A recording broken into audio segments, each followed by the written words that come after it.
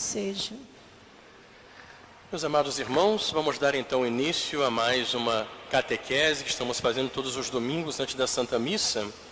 Então nós estamos tratando do tema agora da revelação.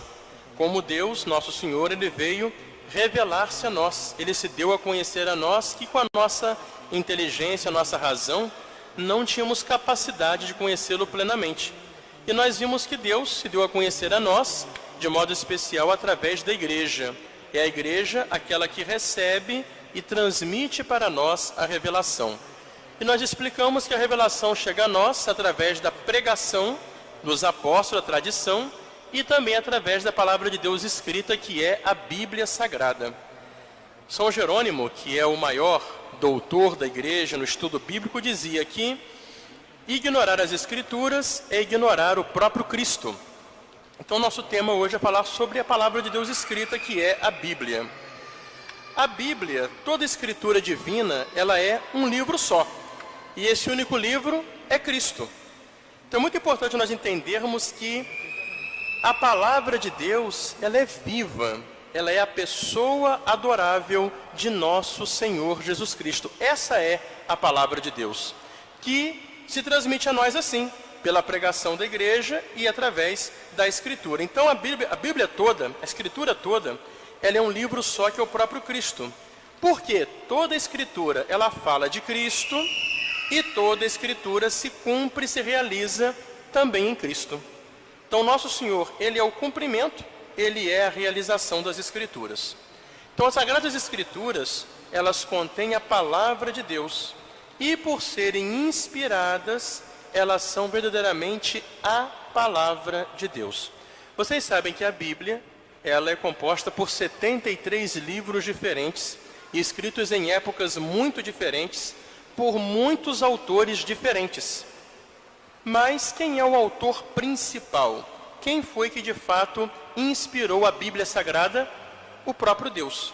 Por isso que a Bíblia Sagrada, ela é inspirada. Toda a Bíblia é palavra de Deus, porque foi Deus quem inspirou esses autores para que eles pusessem por escrito tudo aquilo que Deus quis que eles escrevessem e só aquilo que Deus queria que eles escrevessem. Mas então, padre, Deus fez o quê? Deus pegou a mão desses autores para poder fazer que eles escrevessem forçadamente? Não. Cada autor desse escreveu usando a sua inteligência, sua capacidade, o seu estilo, dentro da cultura e da história da sua época. Por isso, quando você lê a Bíblia, você percebe que cada livro da Bíblia tem um estilo de escrita diferente conforme a pessoa que escreveu. Deus fez o quê? O Espírito Santo inspirou a inteligência daqueles escritores sagrados, tocou o seu coração, para que eles pusessem por escrito o que Deus inspirava para eles. Mas eles escreveram conforme a capacidade deles. Por isso, por exemplo, nós temos 4 evangelhos que contam a vida de Jesus. São Mateus, São Marcos, São Lucas e São João escreveram cada qual um evangelho. Desses 4 evangelhos, do ponto de vista assim, literário, qual deles é o mais bem escrito? É o de São Lucas. Por quê? São Lucas era médico, era alguém que tinha mais estudo, então ele sabia escrever melhor, usava melhor da escrita. Por isso, se você comparar os 4 evangelhos, o mais bem escrito literariamente é o de São Lucas, porque ele tinha mais facilidade de escrita por ser médico. Tinha um conhecimento superior com relação aos demais apóstolos. Perceberam? Então Deus inspirou. Mas isso então, padre, invalida? Coloca um livro com mais ou menos valor? Não. Porque embora cada qual usou a sua capacidade, a sua cultura para fazer a escrita, no entanto eles escreveram aquilo que o próprio Deus lhes inspirou. Portanto, toda a Bíblia ela é inspirada por Deus e por isso a Bíblia não contém erro. A gente fala da inerrância da Sagrada Escritura. Não pode haver erro. Por quê? Porque Deus é o autor da Sagrada Escritura e ao inspirar os autores humanos, é Ele que age neles e por eles. Portanto, Deus dá a garantia de que o que eles escreveram não tem erro. Agora, é claro, gente, que é importante notar que para você ler a Bíblia, é preciso ter conhecimento de que eles escreveram segundo a cultura da época, os seus costumes da época e também usaram uma linguagem mais catequética, mais acessível ao povo, para as pessoas entenderem a mensagem que estava sendo transmitida.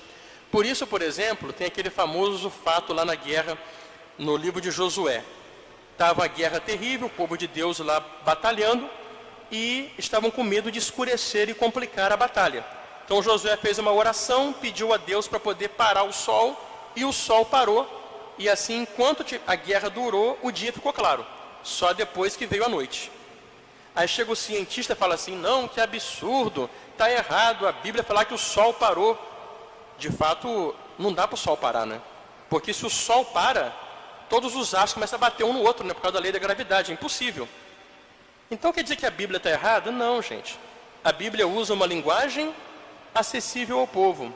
Quer dizer que quando Deus fez o sol parar, o astro sol parou de verdade? Claro que não. Continuou o sol no seu movimento, a terra no seu movimento. O que Deus fez acontecer é que a luz do sol permanecesse clareando o dia. Foi isso, Deus pode fazer isso à vontade. Quer dizer o quê? A Bíblia não traz uma linguagem científica, traz uma linguagem com a finalidade de transmitir um ensinamento numa linguagem popular, como nós falamos. A gente não fala que o sol nasce e o sol morre. O sol nasce e morre? Claro que não, é uma linguagem popular. Na realidade, é a terra que gira em volta do sol, né? Mas parece que é o sol que anda no céu, é o contrário. Somos nós que estamos girando em volta do sol. Mas no modo popular a gente fala, o sol nasceu, o sol morreu. Então a Bíblia usa desse palavreado. Por isso que é preciso entender. Mas a Bíblia não tem erro, porque foi o próprio Deus que inspirou. E a Bíblia, ela possui uma lista dos livros inspirados. Quem foi que definiu os livros da Bíblia? Como nós falamos na última catequese, foi a igreja. Claro, gente. Na Bíblia não está escrito qual livro é da Bíblia.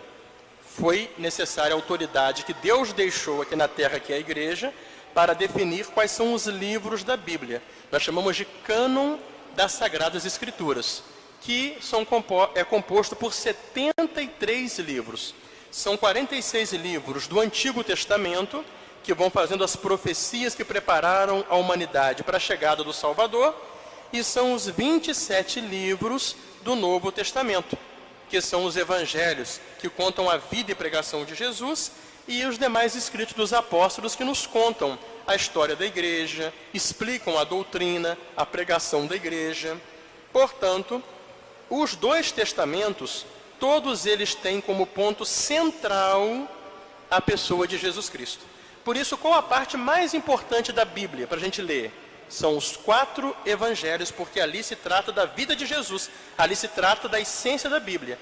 O Antigo Testamento preparou a chegada de Cristo, o Novo Testamento nos ensina, nos mostra quem é Cristo Jesus, o nosso Salvador. Portanto, a palavra de Deus ela tem um lugar central na vida e na missão da igreja. A igreja, ela sempre venerou e respeitou a Bíblia Sagrada, as Divinas Escrituras, tal como o próprio corpo de Cristo. Basta ver o respeito na hora da missa, não é? Que o padre tem com o livro da palavra de Deus, que a gente usa no altar, na missa solene, que é trazido, né, pelo diácono, com aquele respeito todo, porque ali está a palavra de Deus. Então, a palavra de Deus, juntamente com a Eucaristia, alimentam e guiam a vida cristã. É aquela palavra do Salmo 118, versículo 105. A vossa palavra, Senhor, é lâmpada para meus passos e luz para iluminar o meu caminho. Então, portanto, está a nossa catequese hoje sobre a Sagrada Escritura, que é a palavra de Deus escrita. Infelizmente, depois da heresia de Martinho Lutero, quando houve a separação dos protestantes da Igreja Católica, eles cortaram 7 livros da Bíblia. Então, a Bíblia deles faltam 7 livros que eles decidiram cortar. Então, a Bíblia verdadeira, completa, é a Bíblia como é conservada pela Igreja Católica desde o tempo de Jesus e dos apóstolos, que são o quê? Os 73 livros, como eu falava com vocês, 46 do Novo Testamento, do Antigo Testamento, 27 do Novo Testamento. Louvado seja nosso Senhor Jesus Cristo. Meus amados irmãos, estamos celebrando hoje o 4º domingo da Quaresma. Hoje chegamos à metade da Quaresma. E a igreja hoje, ela procura nos chamar para a alegria, porque se aproxima a grande celebração da Páscoa, a festa da nossa salvação. Por isso hoje nós temos flores no altar, o órgão vai tocar normalmente, o paramento do padre vai mudar hoje de roxo e vai ser suavizado no tom rosa, para mostrar a nossa alegria pela proximidade da chegada da Páscoa. Hoje é o domingo Letare, alegra-te Jerusalém, alegra-te igreja, porque se aproxima a nossa salvação. Fiquemos todos de pé para cantarmos o hino inicial da Santa Missa.